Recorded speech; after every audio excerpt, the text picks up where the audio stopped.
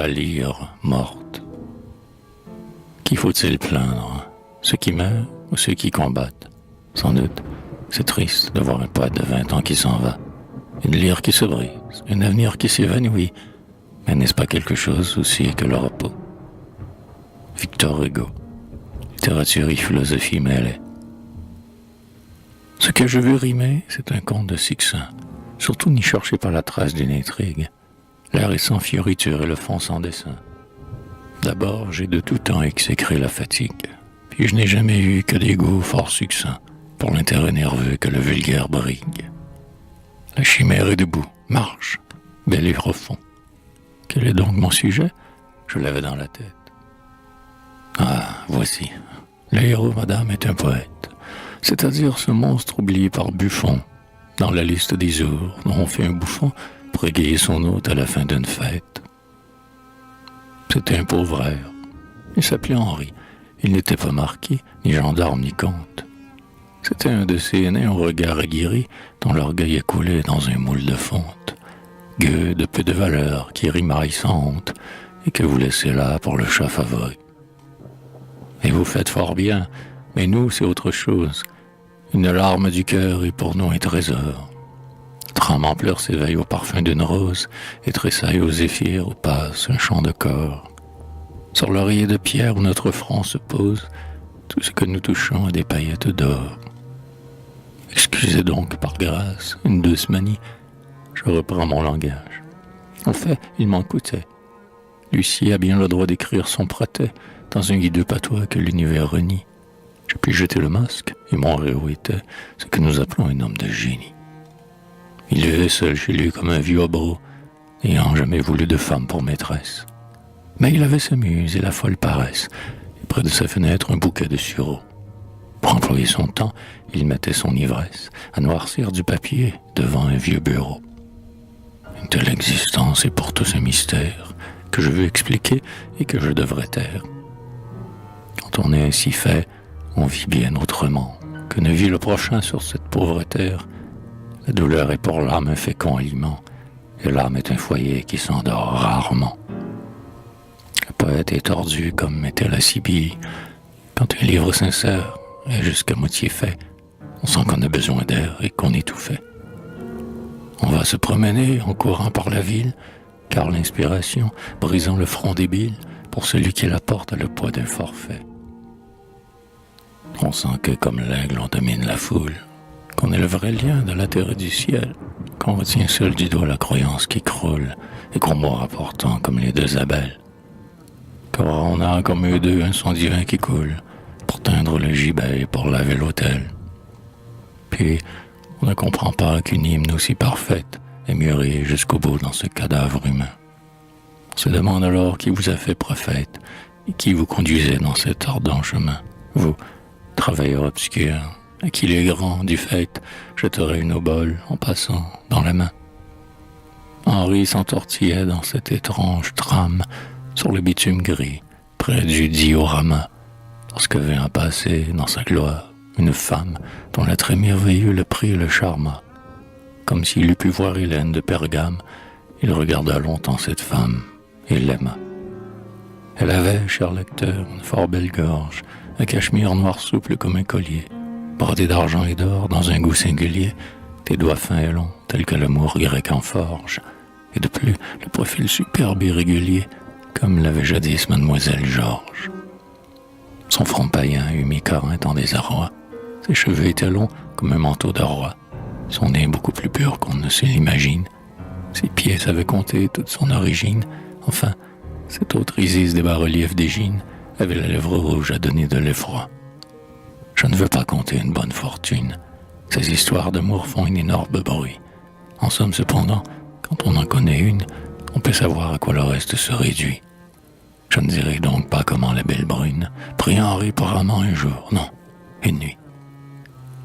Henri vers le bonheur s'avança les mains pleines. Il courut à la mort comme au cirque martyr. Venant comme quelqu'un qui ne doit pas partir, il y jeta d'un coup ses bonheurs et ses haines. Comme au marbre du bain, les bacchantes romaines, leur essence d'émèse et leur parfum de tyr.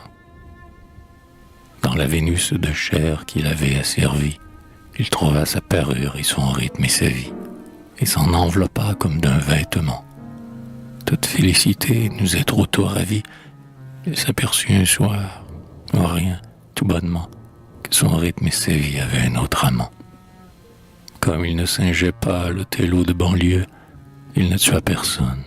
Hélas, à pas compter, il sortit son courroux, fit une bonne lieue, rentra puis, allumant sa cigarette bleue, la maîtresse qu'on a sans infidélité se dit « Je sais encore ce qu'il dit, écoutez. » Puisque la seule enfant qui pouvait sur la terre étreindre ma pensée et toutes ses splendeurs a refusé sa lèvre aux fruits qui désaltèrent, et comme un vieux haillon rejeté mes grandeurs, j'achèverai tout seul ma course solitaire, et nul ne connaîtra mes sourdes profondeurs. Passez autour de moi, femme riche et belle, je pourrais d'un seul mot conserver ces appâts qui jauniront demain sous vos blanches dentelles. Mais ce mot infini qui vous rend immortel est mon secret à moi que je ne dirai pas, et la droite du temps effacera vos pas. Ô lutteurs gangrenés, mourantes populaces, je sais sous quel fardeau se courbent vos audaces, et ma parole d'or allégerait vos pas. Je pourrais amener le bonheur sur vos places, et sécher la sueur qui mouille vos repas, mais ce mot qui guérit, je ne le dirai pas. Je vais voir le vieux monde élaborer le crime, sous le marteau pesant de la fatalité, seul, muet, dédaigneux de l'éternelle cime, avare de ma force et de ma liberté, ne me souciant plus que le vol de la rime emporte mes héros dans l'immortalité.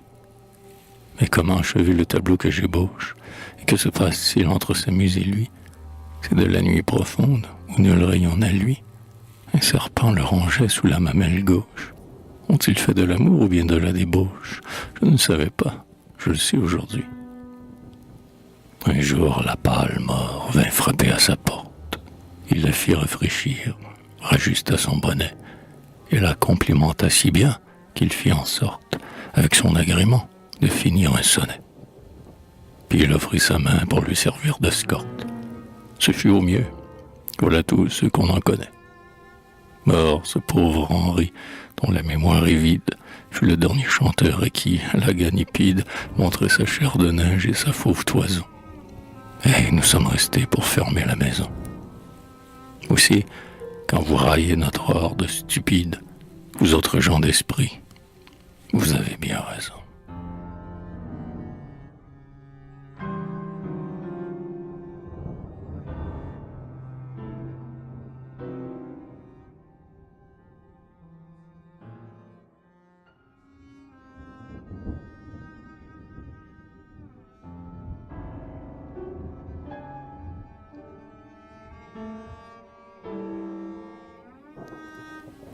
La mort du poète. Le poète sentant son âme ouvrir ses ailes pour s'envoler enfin, s'enchantait de gravir les cimes éternelles et de n'avoir plus faim. Des souvenirs confus des heures fanées où l'espoir avait lui, comme des compagnons de ses jeunes années, se groupaient devant lui. Il revoyait le temps où, dans la fange immonde, il cherchait sur ses pas la gloire, cette fleur qu'il rêvait en ce monde et qu'on n'y cueille pas. Et le moment fatal où tous ceux de la terre, de la plaine et des monts avaient dit « Tu n'es pas au rêveur solitaire de ceux que nous aimons ». Parfois un souvenir des heures amoureuses illuminait ses traits, comme passe le soir des pourpres vaporeuses entre les noirs cyprès. Il retrouvait la chère et fugitive image, et de son œil hagard, il croyait l'entrevoir à travers le nuage qui voilait son regard. Oh non, se disait-il, tu mens, pas l'agonie. Un fantôme trompeur me charmait. La misère est là, tout me renie. La misère fait peur. L'ingrat ne savait pas que, malgré son blasphème, son rêve s'achevait et que la jeune fille était, vivant poème, assise à son chevet. Sur le front du mourant, il posa sa tête pour y dormir un peu, avant que l'ange prît cette âme de poète pour la mener à Dieu. Ah, c'était une chose étrange et sérieuse que d'unir sans remords aux lèvres d'un mourant cette lèvre rieuse, cette vie à la mort.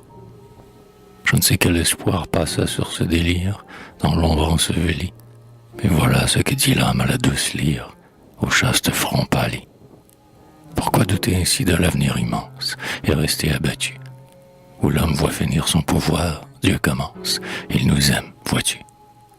Il conserve à tes vies ardemment dépensées le ciel de bien des jours, où s'épanouiront les fleurs de ta pensée, fidèles à nos amours.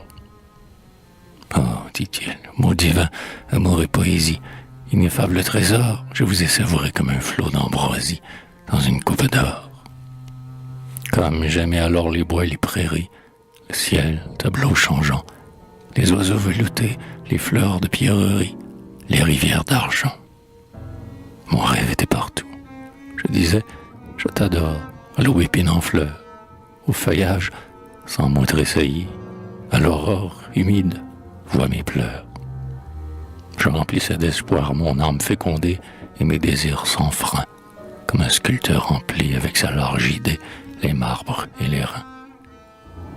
J'aimais la liberté, cette déesse antique, dont les flancs sont blessés, qui chantait jadis un radieux cantique sur ses fils trépassés. Cette mère dont l'âme, tous nos vœux se mêlent, qui, les deux bras ouverts, étreint les nations, et comme une cybèle, allait l'univers. Je saluais déjà l'aurore de la gloire, mais au deuil, aux terreurs, à présent une nuit silencieuse et noire m'enveloppe d'horreur. Car lorsque brille au loin dans un horizon sombre un éclat vif et beau, tous ceux qui sur nos fronts ne règnent que par l'ombre éteignent le flambeau. Toute clarté leur jette, innocente ou hardie, un désespoir amer. En effet, l'étincelle est tout un incendie, la source est une mer. Aussi, lorsqu'ils ont vu nos astres sur leur route, avoir 1000 rayons, ils ont appesanti l'épais brouillard du doute sur ceux que nous croyons. Lorsque nous leur disions nos chants, des chants sublimes qu'ils ne comprenaient pas, ils les examinaient, ces éplucheurs de rimes, avec leur froid compas. Lorsque nous demandions les vierges diaphanes, dont le maître étoila, notre ciel obscurci, de villes courtisanes, répondaient « Nous voilà ». Mais j'en ai trouvé deux plus froides que les autres, dans leur satiété, de l'envie et la faim, les plus dignes apôtres de la société. Si bien que j'ai creusé mon sillon dans ce monde, égoïste et mauvais, lorsque l'autre patrie était seule féconde, mais celle-là, j'y vais. Non, dit-elle, vivons, où mon idolâtrie, Seigneur, en lui sa foi, ou si vraiment son âme irritée et meurtrée a déjà soif de toi. Si tu veux délivrer cette blanche colombe, Seigneur, si tu le veux, fais-moi mourir aussi. Pour linceul dans sa tombe, il aura mes cheveux. Ah, Dieu prêta l'oreille à ces voix de la terre. Tes deux enfants liés, il ne restait plus rien qu'un tombeau solitaire et des champs oubliés.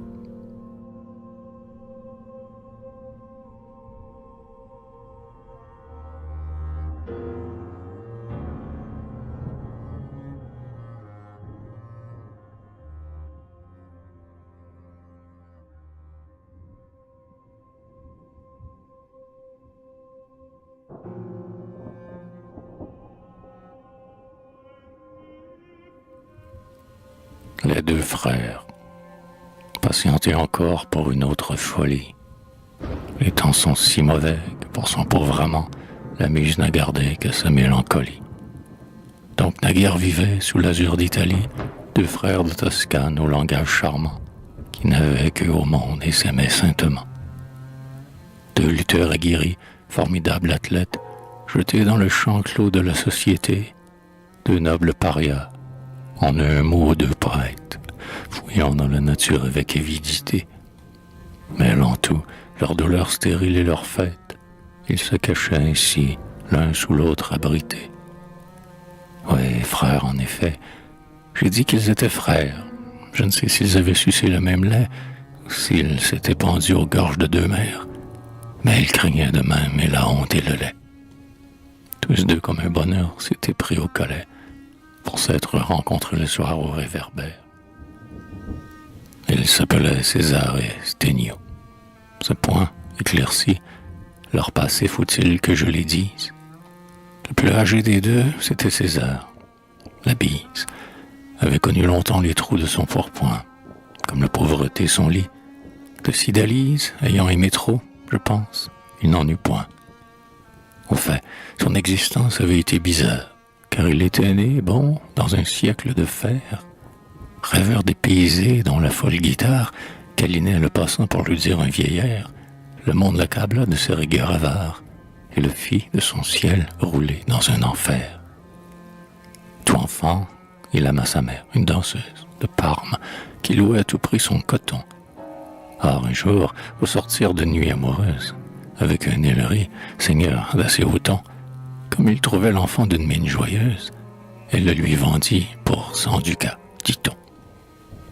Ce seigneur l'aima fort 3 jours, mais sa maîtresse, femme blonde aux yeux noirs, qui le tenait en laisse, choya de préférence un horrible épagnol. Si bien qu'en un collège hostile à sa paresse, par un beau soir d'été, César se trouva seul, comme un chevalier mort dans son rude linceul. Dans ses groupes d'enfants, compagnons de servage, qui l'entouraient, cherchant son âme dans ses yeux, César ne se dit rien, sinon que sous les cieux, rien ne vaudrait pour lui sa liberté sauvage, sa course vagabonde au sable du rivage, et les enivrements de son cœur soucieux. Quoiqu'il fût ennemi de toute amitié fausse, un d'entre eux, fin matois qu'on nommait Hannibal, par instant lui fit croire à ses rêves qu'exauce l'être qui le soleil fait un manteau royal. Donc, voilà son ami qui le baisse et le hausse, comme un polichinelle au bout d'un fil d'arcale. Plus tard, il pensait aux lèvres d'une femme, vénitienne, horrible et charmant amalgame, de feu voluptueux dans un cœur endormi. Et lorsqu'enfin Thisbé l'appelait son pyrame, il trouve un soir la belle ivre, et nue à demi, qui rêve son remords au bras de son ami. C'est ainsi qu'il était, malheureux et tranquille, songeant au vrai plaisir si rare et si court, le front pâli déjà par la débauche vile, et le cœur encore plein de ses jeunes amours, quand, près de la taverne où s'écoulaient ses jours, il vint rencontrer Sténio par la ville.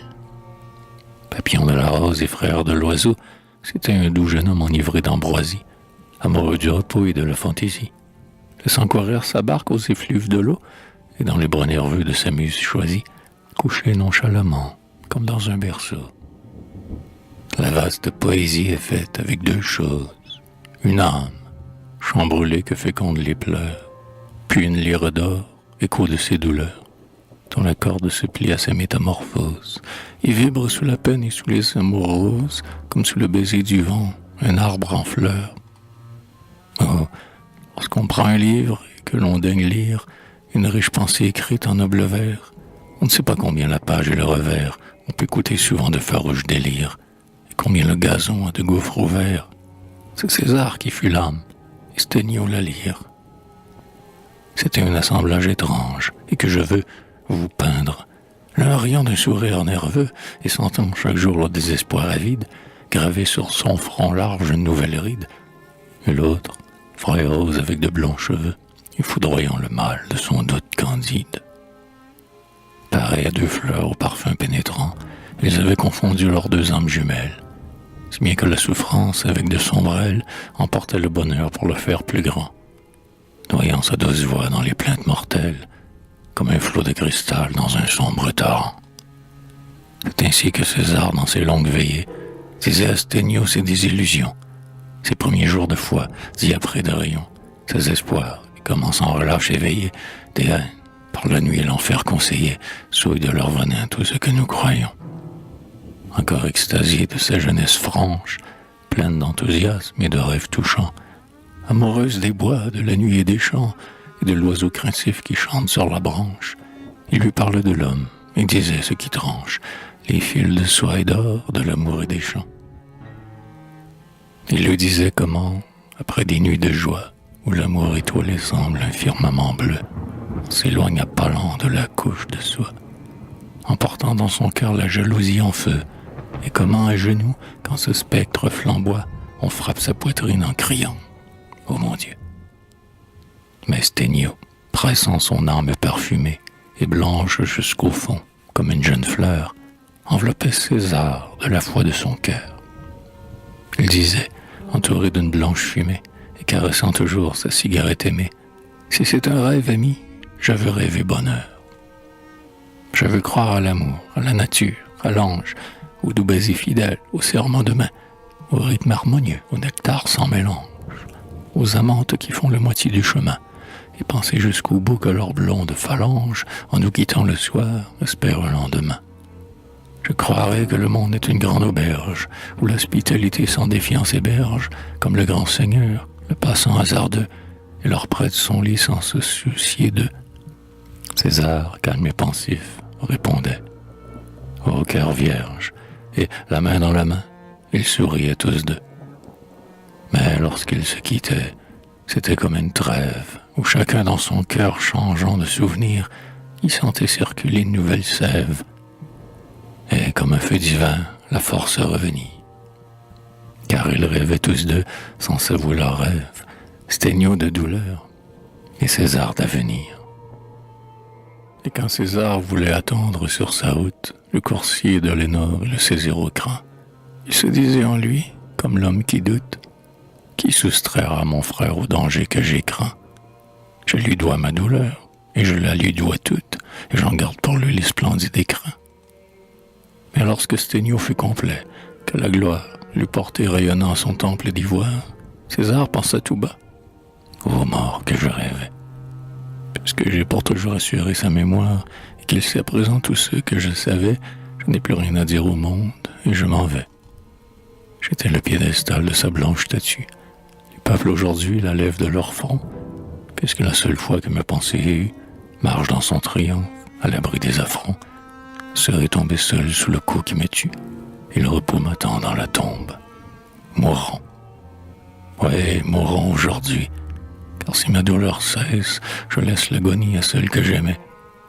Au milieu des plaisirs, du bruit, de la paresse, des chants dont la splendeur ne s'éteindra jamais, avec tes pleurs divins lui rediront sans cesse, regarde, ô lâche cœur, la tombe où tu la mets. Par malheur, Sténio ne savait pas maudire, il perdit, le poète à la coupe de miel, ses vers mélodieux pleins de rage et de fiel. Je cherche en vain, dit-il, mon superbe délire, car moi, je n'étais rien que la voix d'une lyre, et mon âme vivante est remontée au ciel.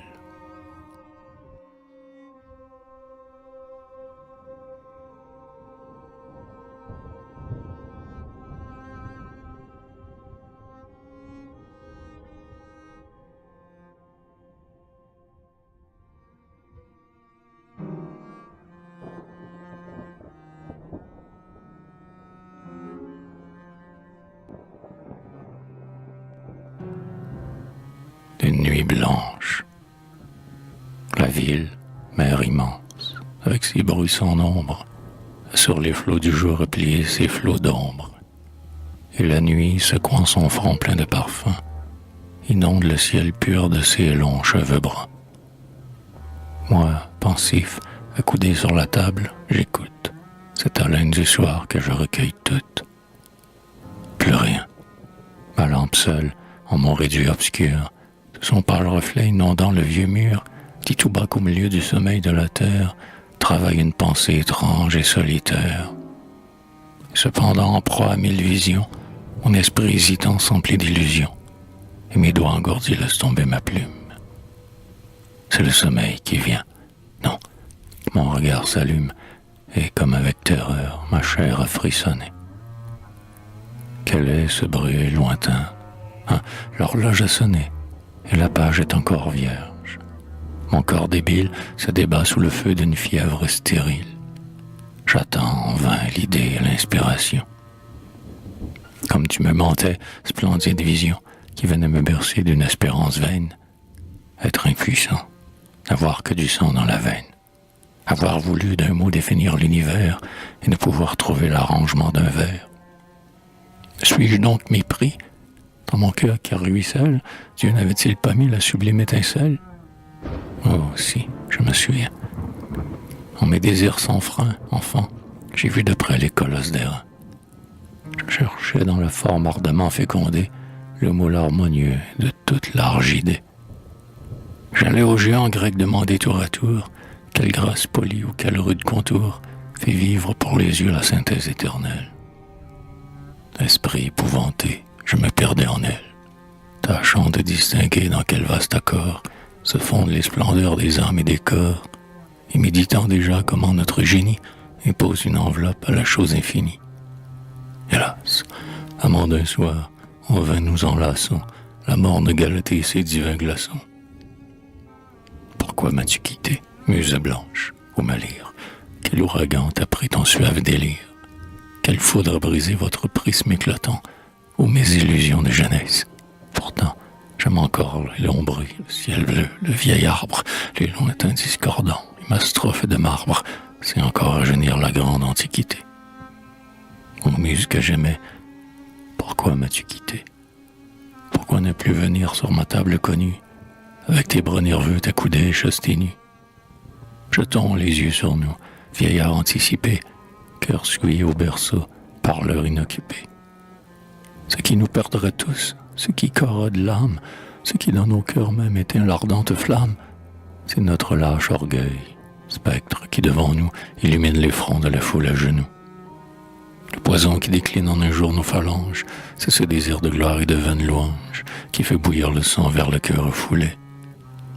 Oh, nous avons l'orgueil superbement enflé, nous autres, travailleurs qui voulons le salaire, avant l'œuvre et montrons une sainte colère, pour saisir les lauriers avant la lutte.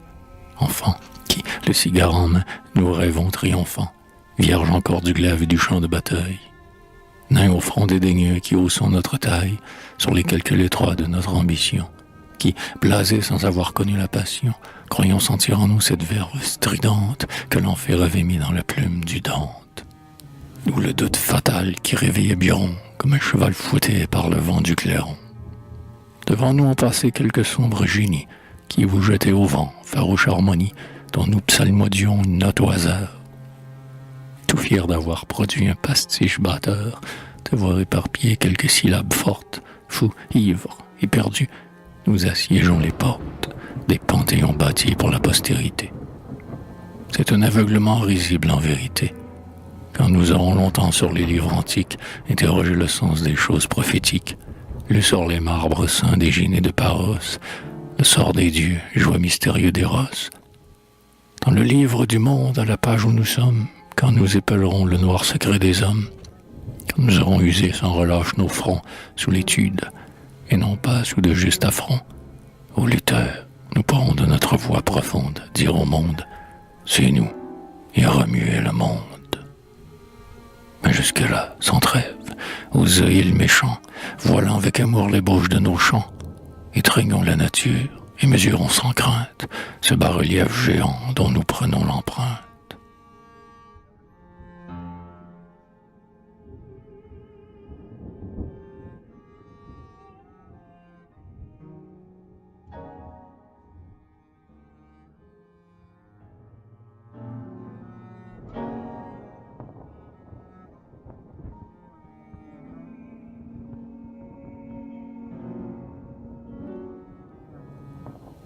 La vie et la mort.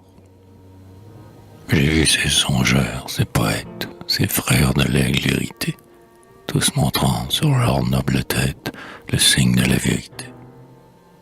Et près d'eux, comme deux statues qui naquirent d'un même effort, se tenaient de blancheur revêtues, de vierges, la vie et la mort. J'ai vu le mendiant en mer, le grand Échille au cœur sans fiel, chauve, et dans sa vieillesse amère, insulté par le vent du ciel. J'ai vu le lyrique Pindare, l'élève divin de Myrtis, dont le roi prenait la cithare, comme le chevreau breton lisse. J'ai vu mon père Aristophane, blessé par des mots à Dieu, et devant le peuple profane, défendant Échille et ses dieux. J'ai vu buvant la sombre lie de ses calices triomphants, Sophocle, accusé de folie et maltraité par ses enfants. J'ai vu, portant l'affreux stigmate, Ovide fugitif, buvant le lait d'une jument sarmate au désert glacé par le vent. J'ai vu Dante en exil et Thase, abandonné par sa raison, collant sa face morne hélas au noir barreau de sa prison. Pareil au lion qui soupire, soulever le fouet de ses gardiens, hélas, j'ai vu le dieu Shakespeare au gage des comédiens. J'ai vu Cervantes, pauvre esclave, au bagne exhalant ses sanglots, et Camoens, sanglant et hâve, luttant dans l'écume des flots. J'ai vu, quand le destin se joue, en des caprices insensés, Corneille marchant dans la boue, avec ses souliers rapiécés. Et Racine, cet idolâtre, tombant les regards éblouis par le tonnerre de théâtre que lançaient les yeux de Louis. Et Chénier, dont le trait rapide atteignait sa victime au flanc, versant sur l'échafaud stupide la belle pourpre de son sang. Brillant de la splendeur première, tous ces grands exilés des cieux, tous ces hommes porte-lumière avaient des astres dans leurs yeux. Lorsqu'elles frappaient notre oreille avec le bruit du flot amer, leur voix immense était pareille à la tumultueuse mer. Et leur rire plein d'étincelles semblait lancer dans l'aquilon des flèches pareilles à celles de l'archer Phébus Apollon. Portant sans foyer, sans joie, sous les cieux incléments et froids, ils traînaient leur misère, proie de la foule où jouaient des rois. Et dans ces colères, la vie, brisant ce qui leur était cher, d'une dent molle inassouvie, mordait cruellement leur chair. Les mettant dans la troupe vile des mendiants que nous raillons, elle les poussait dans la ville, affublés de sombres haillons. Sur eux acharnés en sa rage, y voulant les réduire enfin, et leur prodiguait l'outrage, la pauvreté, l'exil, la faim. Et les pourchassait, misérables, qui n'espèrent plus de rachat, ayant tous leur front vénérable souillé de ces impurs crachats. Mais enfin la compagne sûre venait, la radieuse mort, lavait tendrement la blessure de leur sein exempt de remords. Ainsi que les mères farouches qui sont prodigues du baiser, elle les baisait sur leur bouche doucement pour les apaiser. Sous leurs pas, ainsi qu'une omphale, elle étendait au grand soleil la rouge pourpre triomphale pour leur faire un tapis vermeil. Et sur leur front brillant de gloire, devant le peuple meurtrier, avec ses belles mains d'ivoire, elle attachait le noir laurier.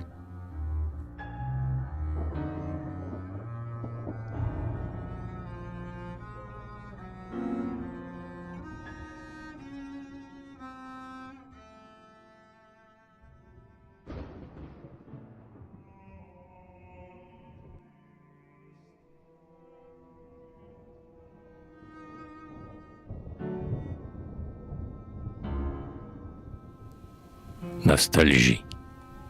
Oh, lorsqu'incessamment tant de caprices noirs s'impriment à la rame et que notre Italie accouche tous les soirs de nouveaux mélodrames, que les analyseurs sur leurs gros feuilletons jettent leur sel attique et, tout en disséquant, chantent sur tous les tons les devoirs du critique, que dans un bouge affreux des orateurs blafards dissertent sur les nègres, que l'actrice en rayon étale tous ses phares sur ses ossements maigres, qu'au bout d'un pont très lourd, 300 provinciaux, tout altérés de lucre, discutent gravement des termes sciaux sur l'avenir du sucre, que de piètres Phébus au regard indigo flattent leur muse vile, en sens d'énerie jugent Victor Hugo et font du vaudeville.